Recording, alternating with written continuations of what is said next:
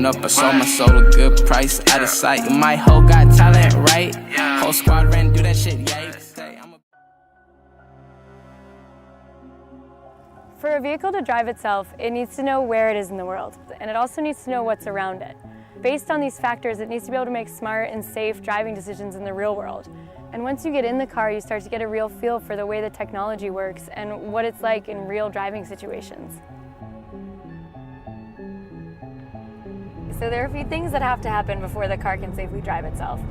First, it has to figure out its location in the world. So we use GPS, but GPS isn't always that accurate, which is why we rely on our other sensors like the laser, which picks up on details in the environment that help us identify a more precise location.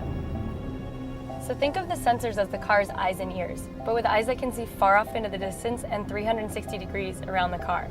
And the great thing about having all these sensors is that they can talk to each other and get cross-checked information about the environment. So while we take in a ton of information using our sensors, it's our software that really processes all of this and differentiates between objects.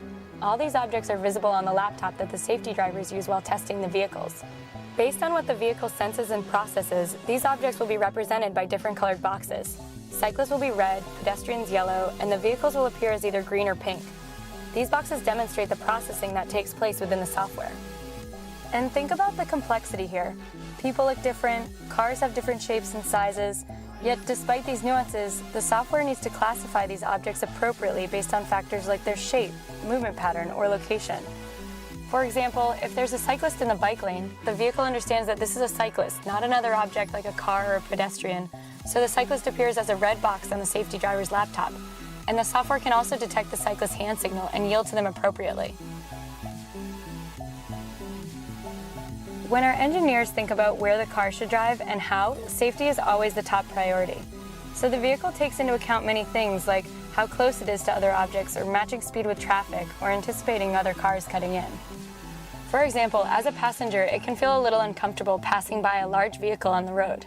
Our engineers have taught the software to detect the large vehicles, and the laptop shows them as larger boxes on the screen. As our vehicle passes by a large truck, it will actually keep to the farther side of the lane and give ourselves a little bit more space. We've also taught the vehicle to recognize and navigate through construction zones. The vehicle sensors can spot the orange signs and cones early to alert the car of any lane blockage ahead, and then we can change lanes safely. Another thing that's really important is for the vehicle to drive in a naturalistic way, because when it's natural and the car abides by social norms on the road, it's also safer. For example, at four-way stops, people typically rely on eye contact to communicate whose turn it is. And in our case, the vehicle inches forward into the intersection to indicate its intent.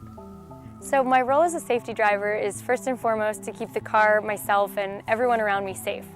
And in addition to keeping the car safe, I also provide detailed feedback to developers and let them know the car does anything that maybe I wouldn't have done personally. Maybe the car wasn't assertive enough in a lane change or wasn't fast enough at a green light. We provide the detailed feedback so they can fine-tune the whole driving experience. By getting out there and driving in the real world, we're getting a better understanding of what exactly it's going to take to improve the safety and comfort and ease of transportation. And that's really what our project's all about.